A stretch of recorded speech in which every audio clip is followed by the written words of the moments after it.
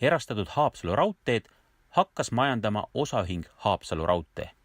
Erastamislepingu kohaselt pidi ettevõte tasuma Eesti Raudteelt omandatud Haapsalu raudtee varade eest 5200 Eesti krooni. Tegema investeeringuid kogu väärtuses vähemalt 540 000 Eesti krooni 3 aasta jooksul.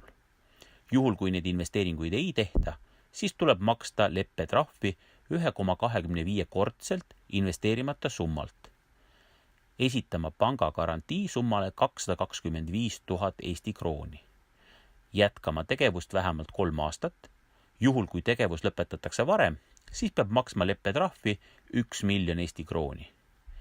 Erastamisagentuur andis mais 1999 teada, et osaühing Haapsalu raudtee on teinud investeeringuid 591 278 Eesti krooni ulatuses.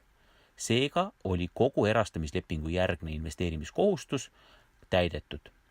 Erastamislepinguga kohustus osaühing Haapsalu raudtee hoidma raudtee töös kuni 2001. aasta 1. maini. Ettevõte majandas raudteed 2004. aasta 24. maini, kokku 6 aastat ja 23 päeva.